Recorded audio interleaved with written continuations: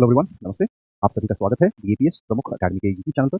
मेरा नाम है श्रीकांत त्रिपाठी और आज हम लोग करंट अफेयर से रिलेटेड जो आपकी न्यूज़ बन रही है लगातार पिछले कुछ समय से, उन सभी टॉपिक्स को यहाँ पर एक-एक करके आपके सामने प्रस्तुत करें, ठीक है? हमारी कोशिश जो है वो एक कंप्लीट अंडरस्टैंडिंग किसी भी टॉपिक को लेकर के, चाहे वो पॉलिटी हो, चाहे वो ज्योग्राफी हो, चाहे वो एनवायरनमेंट हो, चाहे वो साइंस एंड टेक हो, इन सभी एंगल्स को हम लोग यहाँ पर देखेंगे, हम लोग यहाँ पर समझेंगे और कोशिश हमारी जो रहेगी बेटा, वो ये रहेगी कि हम लोग मैक्सिमम मैक्सिमम जितना भी इन्फॉर्मेशन निकाल सकते हैं किसी भी एक टॉपिक को लेकर के, वो सारी की सारी इन्फॉर्मेशन यहाँ पर आपके साथ शेयर करने का प्रयास करें।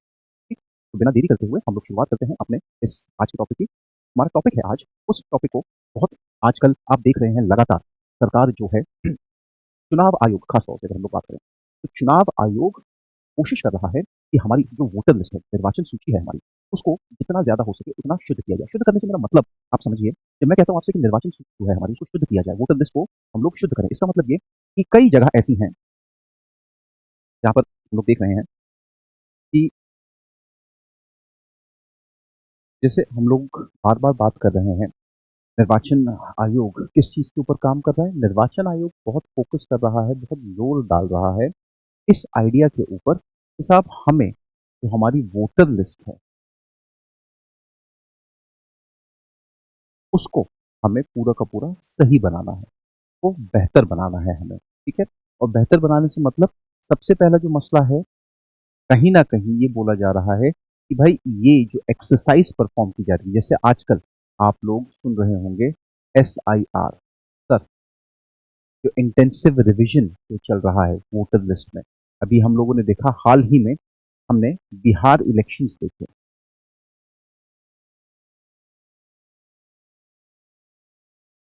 अब जो बिहार इलेक्शंस हुए, तो उसमें ये बताया गया, विपक्ष ने ये आरोप लगाया कि लगभग 65 लाख लोग ऐसे थे, जिनका नाम जो है ये एसआईआर में जो नई सूची आई है, उसमें 65 लाख लोगों का नाम जो है वो मिसिंग है या उनके नाम काट दिए गए। 65 लाख आप समझिए, छोटा-मोटा आंकड़ा नहीं है। 65 लाख बहुत बड़ा आंकड़ा है, ओके? अब 65 लाख लोगों को आपने निकाल दिया और आपको लगता है कि लोग विरोध नहीं करेंगे इस चीज़ का। आप खुद सोचिए, अगर आप एक वोटर हैं, आप एक जगह पर कई सालों से वोट डालते आए हैं और एकाएक अगर आपका नाम मैं निर्वाचन सूची से हटा दूँ, ये भी नहीं कि मैंने आपका बूथ चेंज किया है, मैंने आपका नाम ही हटा दिया, यानी कि जो व्यक्ति अब तक चुनाव में वोट डाल रहा था, वो अब वोट देने के लिए एलिजिबल ही नहीं है। क्यों? क्योंकि उसका नाम नहीं है। अब अगर ऐसा हो रहा है, तो ऐसा होने के पीछे कारण क्या है? ये भी तो हमको देखना पड़ेगा।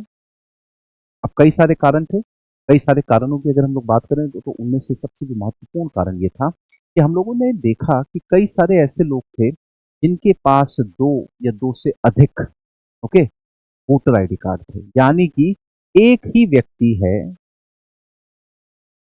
उसके पास लखनऊ का अपना एक पता है, पर उसका एक वोटर आईडी कार्ड है, उसका कानपुर में एक पता है, पर उसका एक अपना वोटर आईडी कार्ड है और उसका आगरा का एक पता है,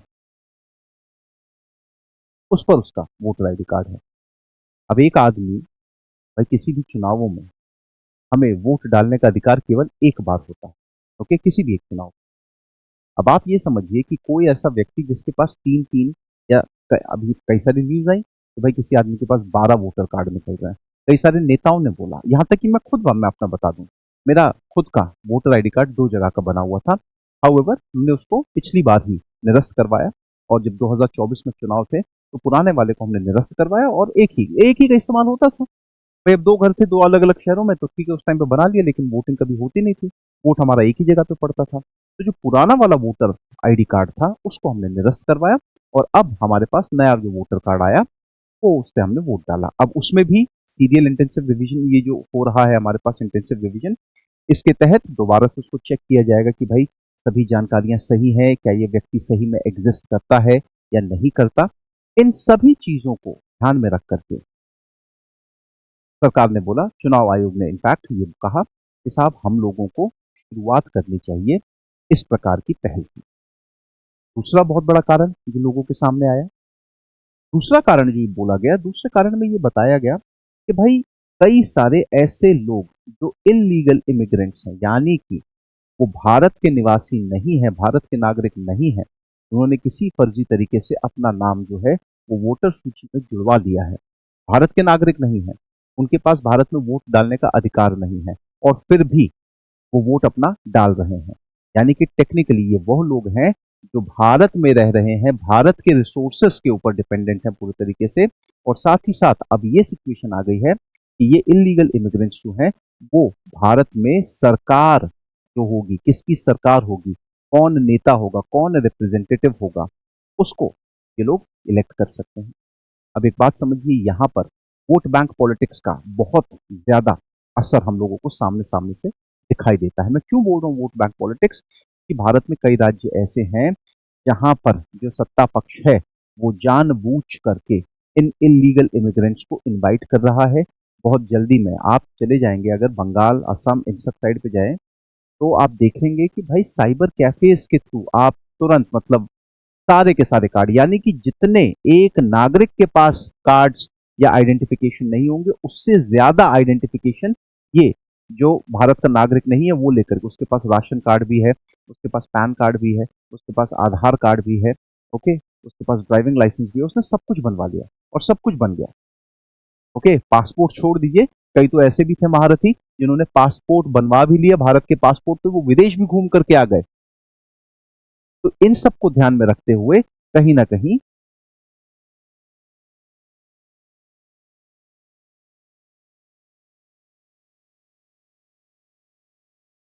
जो सरकार थी, सरकार ने बोला कि भाई इन इलीगल इमिग्रेंट्स पे भी हमको काम करने की बहुत ज्यादा आवश्यकता है कि ये वोट नहीं डाल पाए। ठीक है।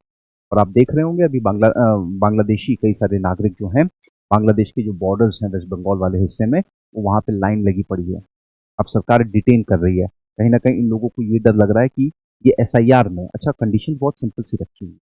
कंडीशंस क्या रखी हैं? कंडीशंस ये रखी हुई हैं कि साहब 2002-2003 में जब आपका एसआईआर हुआ था पिछली बार, तो यदि उस सूची में आपके पिताजी या माताजी का नाम अगर उसमें है, तो भाई ठीक है, आपको किसी और डॉक्यूमेंट की जरूरत नहीं है, और अगर नहीं है तो आपको डॉक्यूमेंट्स दिखाने पड़ेंगे, आपको डॉक्यूमेंट्स बनाने पड़ेंगे। एक और चीज, आखिरी बार सन 2003 में हम लोगों ने एसआईआर की जो प्रक्रिया थी वो होते हुए देखी। ओके, पूरे भारत के स्तर पर। तब से लेकर के आज तक आप सोचिए कितने लोग पैदा हो गए होंगे और कितने लोगों की मृत्यु हो। अब जिन पैदा हो गए चलो वो तो अपना नाम जुड़वा लें, लेकिन जो मृत्यु हो गई जिनकी, क्या वो अपना नाम कटवाने आ सकते हैं? और क्या चुनाव आयोग को यह पता होगा निर्वाचन सूची तैयार करते हुए कि भाई ये फलाना आदमी जो है इसकी तो मृत्यु हो? ऐसा संभव नहीं है। ठीक है। तो कहीं ना कहीं रेक्टिफाई करना जो है ये ऑब्जेक्टिव है। ठीक। अब अगर हम लोग बात करते हैं पूरे तरीके से, तो हमारे पास एक जनरल रेफरेंस आता है निकल करके। वो जनरल रेफरेंस क्या है?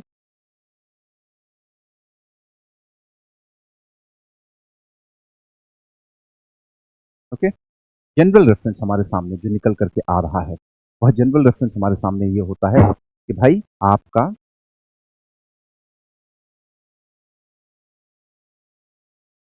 एक मिनट,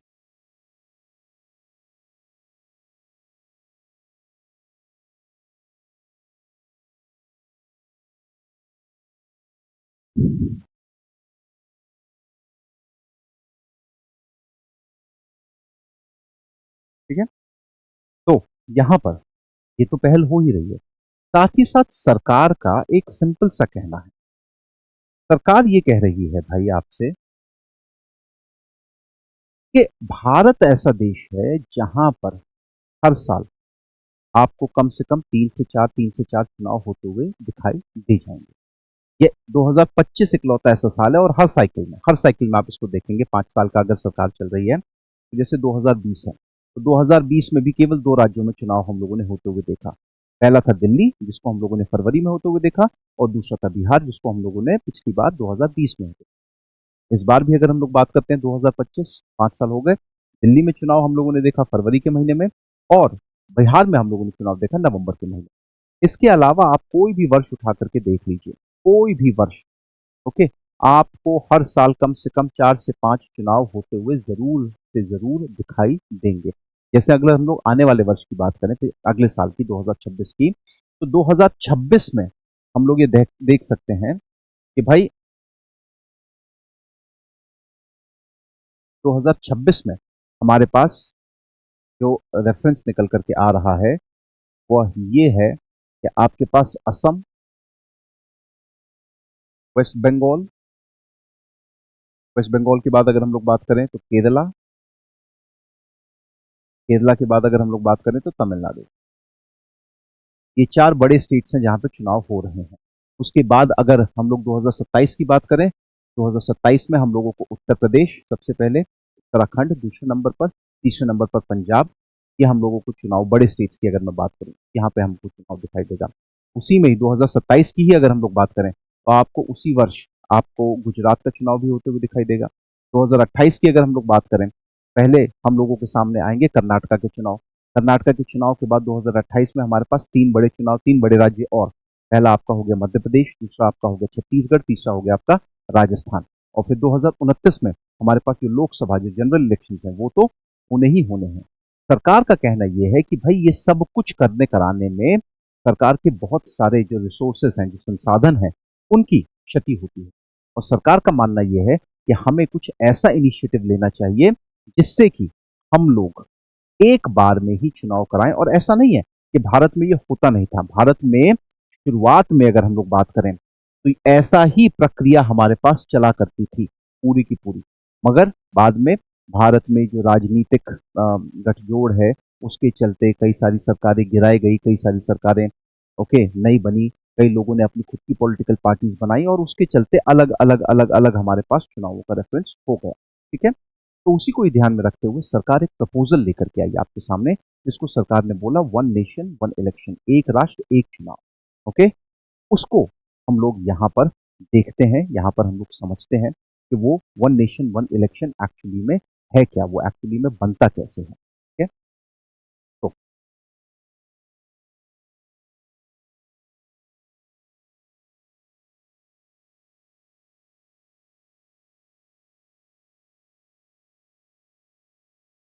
ठीक है, अभी जो वन नेशन वन इलेक्शन का जो प्रपोजल है, इसमें सिंपल सी बात ये कही गई है कि भाई जो आपके लोकसभा के जो चुनाव हैं, तो आपके लोकसभा के चुनाव हैं और जो आपके राज्य विधानसभाओं के चुनाव हैं, ठीक है, उनको साथ में करवाया जाए। यानी कि लोकसभा चुनाव और जो स्टेट के असेंबली इलेक्शंस हैं, इनको एक साथ हम लोग करवाने की बात कर रहे हैं। ठीक है? बिल्कुल। कारण क्या दिया है सरकार ने?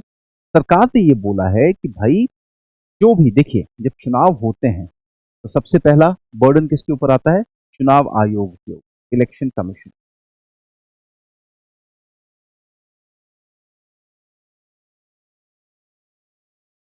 बड़े स्तर पे मूवमेंट होती है।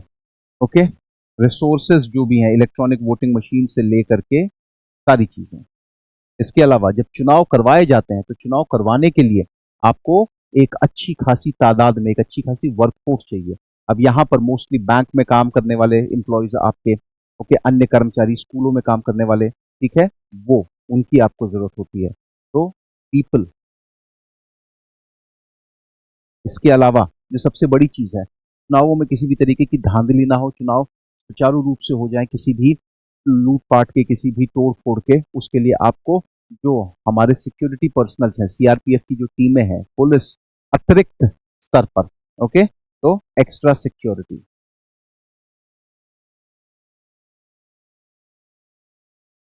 इन सब की आपको जरूरत पड़ती है, इन सब की आपको आवश्यकता पड़ती है। अब क्योंकि ये सभी चीजें हमें देखनी समझनी है, तो आप एक बात बताइए, एक समय, एक बार आपने जनरल इलेक्शन कराए, अब 6 महीने के बाद, जैसे अगर आप लोग पिछले वर्ष की बात करें, तो पिछले वर्ष हम लोग देखें सन 2024 में हमारे पास अप्रैल, मई और 1 जून को अंतिम चरण था, 7वां चरण था। ये यहां पर आपके जनरल इलेक्शन हुए। आप समझिए, इतनी सरप्राइजिंग बात है कि जून में आपके चुनाव खत्म हुए, जुलाई, अगस्त, सितंबर, सितंबर में हमने चुनाव देखा। सितंबर में हम लोगों ने देखा कि भाई आपके हरियाणा के चुनाव हो रहे हैं, पहला आपके हरियाणा के चुनाव हो रहे हैं, और दूसरा आपके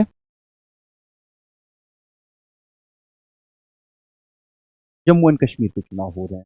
चलिए ठीक है भाई, मान लिया, कोई दिक्कत नहीं। सितंबर खत्म हुआ, अक्टूबर आया, अक्टूबर खत्म हुआ, नवंबर में आपके पास फिर दो राज्यों में चुनाव आ गया। नवंबर में कहां कहां पर? झारखंड में आपके पास आ गया, और दूसरा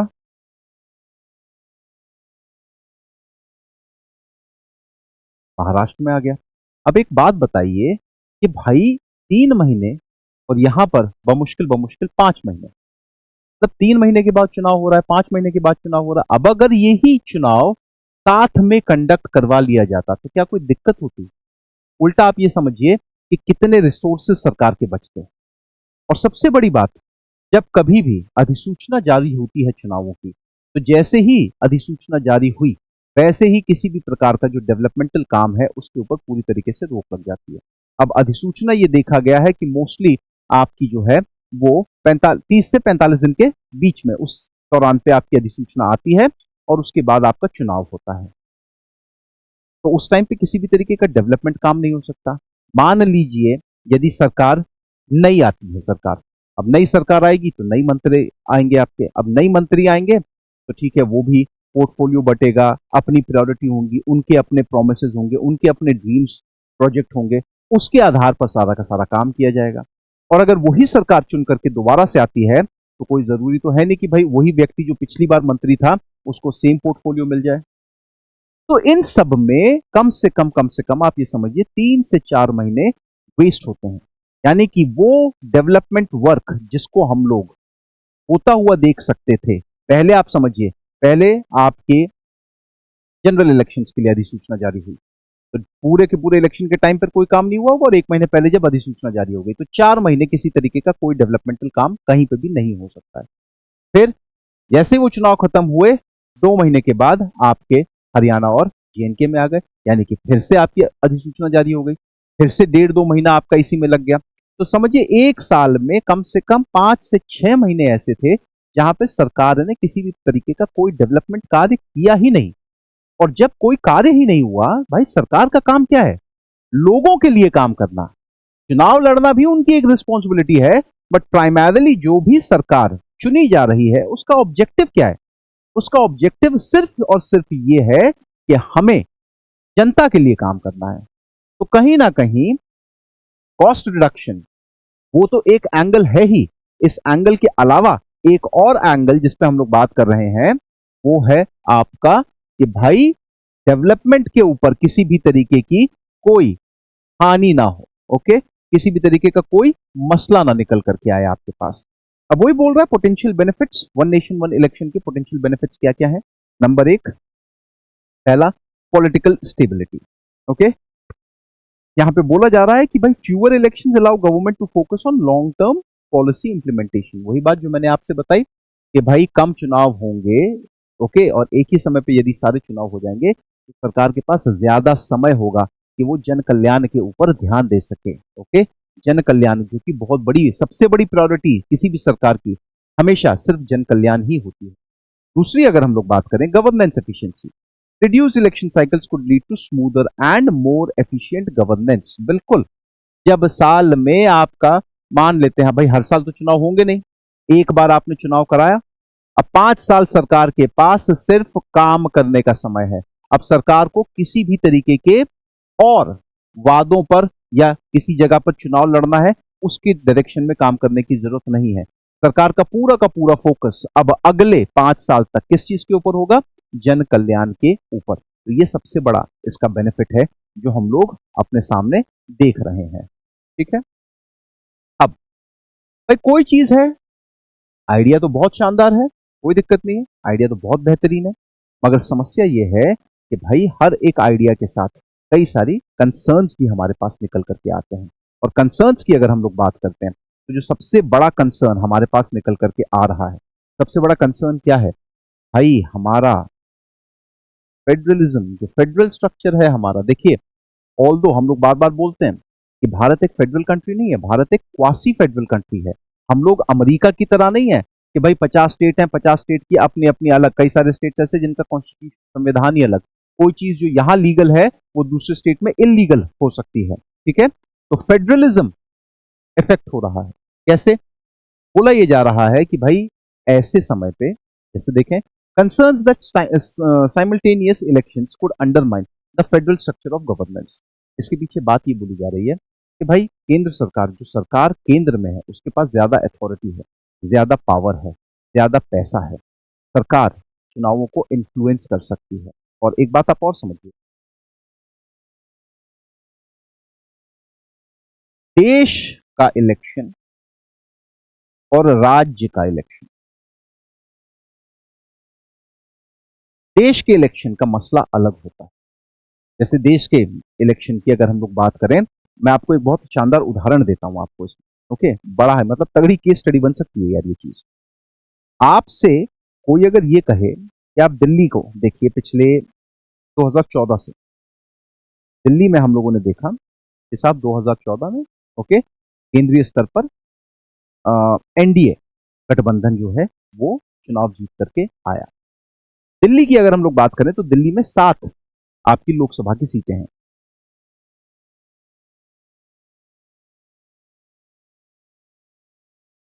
और उन सातों की सातों सीटों पर भाजपा, ओके, जो केंद्र में है, उसकी जीत। ये मैं आपको बता रहा हूं मई 2014 की बात।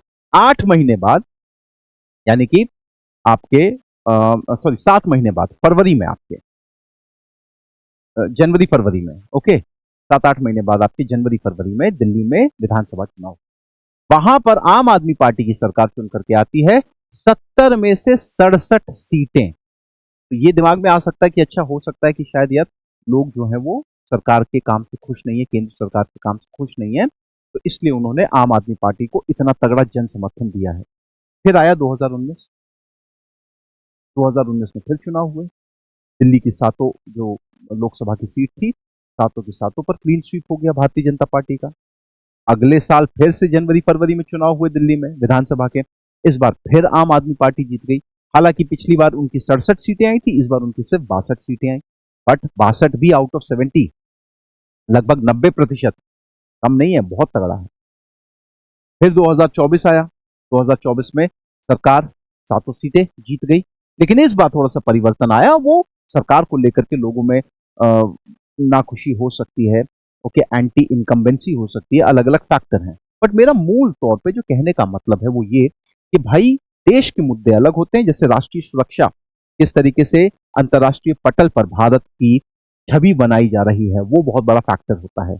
ओके, केंद्र स्तर पर हम लोग कैसा काम देख रहे हैं, नेशनल हाईवेज बन रहे हैं कि नहीं, एक्सप्रेसवेज बन रहे हैं कि नहीं, सरकार इंफ्रास्ट्रक्चर पे काम दे रही है कि नहीं, ठीक है, इन सब चीजों पे। वहीं राज्य की अगर हम लोग बात करें तो राज्य की अलग अलग हो सकती है।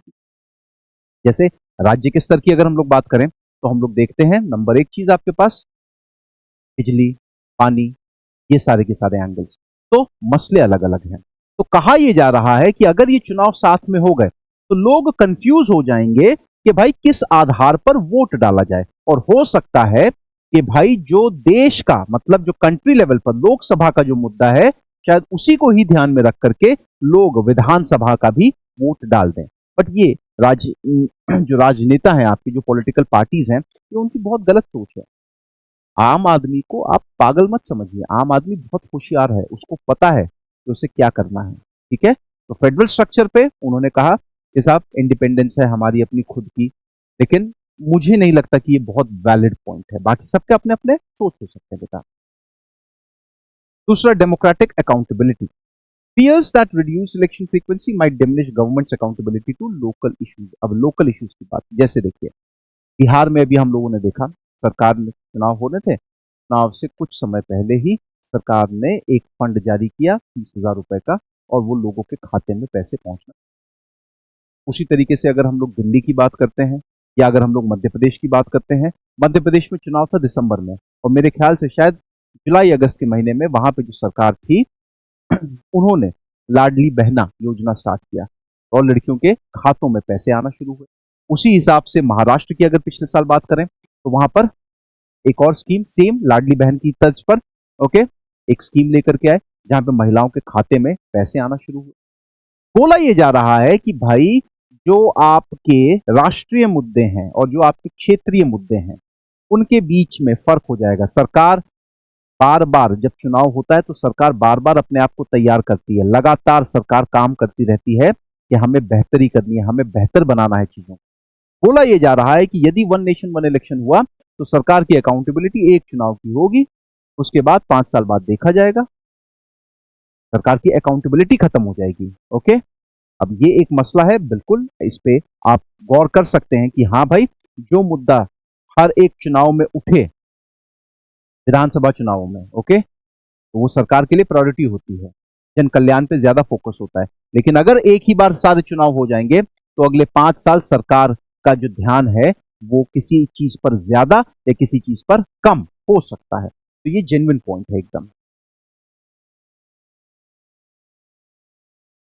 ओके, फिर एक और कंसर्न लेकर के आ रहे हैं, लॉजिस्टिकल चैलेंजेस। यानी कि भाई आप चुनाव तो करवाना चाह रहे हैं, लेकिन क्या हम लोग तैयार हैं कि इतने बड़े स्तर पर हम लोग ये जो प्रैक्टिस है इलेक्शंस की, क्योंकि आप समझिए जब चुनाव होंगे कि राज्य का भी सेम टाइम पर हो रहा है और केंद्र का भी सेम टाइम पर हो रहा है, तो आपके पास दो दो वोटिंग मशीन, और ये पूरे भारत भर में हो रहा है, किसी एक राज्य में नहीं, पूरे भारत भर में हो रहा है, सभी राज्यों में और उन केंद्र शासित प्रदेशों में जहां की अपनी खुद की विधानसभाएं हैं। तो आप समझिए कितने रिसोर्सेज लगेंगे, और रिसोर्सेज का मतलब यहां पर खास तौर से मेरा कहना जो है वो इलेक्ट्रॉनिक वोटिंग मशीन के रेफरेंस में, क्योंकि बाकी लोग तो वही काम करेंगे। ठीक है, हो सकता है कुछ लोगों की नंबर्स बढ़ा दिए जाएं कि भाई बाकी आप जब स्याही जब लगती है आपको, तो आप ठीक है, एक बार आपने स्याही लगाई दोनों के दोनों, आप अपने वोटिंग स्टेशन पे गए, आपने बटन प्रेस किया, केंद्र वाले का बटन प्रेस किया आपने, राज्य वाले का काम हो गया। ठीक है, ये वाली एक चीज, तो एक केवल वोटिंग मशीन उसको नंबर्स पे हम लोगों को ध्यान देना है। दूसरा, personal, mobilising sufficient personal for conducting election simultaneously. अब वो सिक्योरिटी की बात है। भाई एक बात बताइए, ऐसा तो है नहीं कि अगर किसी प्रकार की गड़बड़ी हो रही है तो सिक्योरिटी पर्सनल ये बोल देंगे नहीं जी हम तो केंद्र सरकार, केंद्रीय चुनाव के बारे में हम लोग ज्यादा कंसर्न है, राज्य वाले में घपलेबाजी हो भी रही है तो हमें चलता है। तो ये थोड़ा वैलिड नहीं है, बट स्टिल लोग ऐसा कोट कर रहे हैं बार बार कि हमें इन लॉजिस्टिकल चैलेंजेस के ऊपर भी ध्यान देने की आवश्यकता है। Okay, fine. अच्छा, अब जब इस सरकार ने प्रपोजल रखा, ये प्रपोजल कब आया? ये प्रपोजल 2023 में हमारे सामने निकल करके आया। ओके, और इसको ज्वाइंट पार्लियामेंट्री कमेटी, ठीक है, ज्वाइंट पार्लियामेंट्री कमेटी के सामने भी इसको पेश किया गया। ठीक है, और ज्वाइंट पार्लियामेंट्री कमेटी ने ये अपनी, जब उनके पास आया तो जब ये कमेटी बनाई गई है, पहले जो सबसे पहले कमेटी बनाई गई थी उसमें कई सारे लोग थे। ओके, जैसे उसमें भारत के पूर्व राष्ट्रपति, ठीक है, भारत के जो पूर्व राष्ट्रपति थे द्रौपदी मुर्मू जी से पहले, उनको हम लोगों ने यहाँ पे देखा। माननीय गृह मंत्री अमित शाह वो थे उसमें। उस समय लोकसभा में जो ऑपोजिशन के लीडर थे, ओके, ऑपोजिशन के लीडर थे, उनका नाम एकदम से क्लिक नहीं कर रहा, अधीर रंजन चौधरी, ओके, वो थे, और एक आध दो और बड़े चेहरे थे। बट ऑपोजिशन के नेताओं ने साफ मना कर दिया कि नहीं, हमें इस कमेटी का पार्ट नहीं होना है, हमें ये सपोर्ट नहीं करना है बिल्कुल भी। ठीक है, अब जो जेपीसी बनाई गई है, जेपीसी में आप ये समझिए कि जेपीसी में कुल कितने मेंबर्स हैं? जेपीसी में कुल 39 मेंबर्स हमारे सामने हैं, और इन 39 मेंबर्स में से 27 सदस्य लोकसभा से हैं और 12 सदस्य राज्यसभा से हैं। हालांकि एक बात ध्यान रखने वाली है कि यह नंबर दोबारा बाद में बढ़ाया गया। क्यों? बोला यह गया कि भाई ये पूरे देश से जुड़ा हुआ मसला है, और कई सारी जो रीजनल पार्टीज थी उन्होंने बोला साहब हो सकता है ना हमारा रिप्रेजेंटेशन ना हो लोकसभा में। आप अगर बात ये कर रहे हैं कि हमारा रिप्रेजेंटेशन ना हो, या अगर हमारा रिप्रेजेंटेशन है भी तो वो सफिशिएंट नहीं है, ठीक है, तो आप इसके संख्या को बढ़ाइए। तो पहली बार ऐसा हुआ है कि भाई जो जेपीसी की हम लोग बात कर रहे हैं वन नेशन वन इलेक्शन को लेकर के, पहली बार किसी जेपीसी में 50 से अधिक सदस्यों को हम लोगों ने इन्वॉल्व किया है। इस जेपीसी के चेयरमैन कौन है? बीजेपी के एमपी, ठीक है, पीपी चौधरी, उनको बनाया गया था। जेपीसी का रोल क्या होगा? जेपीसी आपको पूरे तरीके से ये बताएगी कि साहब हमें किस तरीके से संशोधन लेकर के आना है, संशोधन के क्या क्या प्रावधान होंगे, किन किन चीजों को हम लोग जोड़ेंगे, किन किन मसलों को, जो चाहे पक्ष के हों चाहे विपक्ष के हों, सबके अपने अपने पॉइंट, सबके अपने मसलों को स्टडी किया जाएगा, समझा जाएगा। ओके, जो यूनियन टेरिटरीज के जो हैं, जैसे दिल्ली हो गया आपका, पुदुचेरी हो गया आपका, यहाँ पर ये केंद्र शासित प्रदेश हैं, जम्मू कश्मीर हो गया आपका केंद्र शासित प्रदेश हैं, बट यहाँ की भी अपनी खुद की विधानसभाएं हैं, तो इनके ऊपर भी हम लोगों को अमेंडमेंट इंट्रोड्यूस करना पड़ेगा। और जितनी भी कंसर्न पार्टीज हैं, चाहे वो क्षेत्रीय दल हो यानी कि रीजनल पार्टीज, चाहे वो केंद्रीय दल हो यानी कि राष्ट्रीय पार्टीज, उन सब से आप कंसल्ट करेंगे और तब जाकर के आप एक खाका तैयार करेंगे जो आपको फॉलो करना है पूरे तरीके से। ठीक है। टाइमलाइन जो बताई जा रही है, टाइमलाइन वो भी आपके लिए आवश्यक है बहुत यहां पे समझना। ठीक है। अब टाइमलाइन जो है ये बोला जा रहा है कि भाई हम लोग देखेंगे कि भाई इस साल जो आपका अभी 15 दिसंबर से, सॉरी आज से शुरू हो गया ना आपका, करेक्ट, एक दिसंबर से था, राइट। 1 दिसंबर से आपका जो संसद का सत्र शुरू होने वाला है, शीतकालीन सत्र, उसमें इसको हम लोग देखेंगे। अब देखते हैं हो पाता है कि नहीं हो पाता। ठीक है। टारगेट ये बोला जा रहा है कि 2029 के जो चुनाव होंगे, जो आपके जनरल इलेक्शंस होंगे, उसमें वन नेशन वन इलेक्शन का इंप्लीमेंटेशन पूरे तरीके से किया जाएगा। ठीक है। ओके, इंप्लीमेंटेशन शुरू हो जाएगा और पहला वन नेशन वन इलेक्शन जो करवाया जाएगा वो करवाया जाएगा सन 2034 से। यानी कि जो इसकी परिभाषा है वो 2029 तक तय हो जाएगी, और हो सकता है कि 2029 में स्टार्टिंग, मतलब एक तरीके से कहते हैं ना कि भाई प्रिपरेटरी फेज, उसमें जैसे मैंने आपको कुछ उदाहरण दिए, महाराष्ट्र, झारखंड, हरियाणा, ओके, जम्मू एंड कश्मीर, इन सब के चुनाव हो सकता है वो केंद्रीय चुनावों के साथ ही, जनरल इलेक्शंस के साथ ही हम लोग होते हुए देखें। बट इसका पूरे तरीके से जो अनुसरण होगा वो आपका 2034 से हम लोग होता हुआ देखेंगे। ठीक।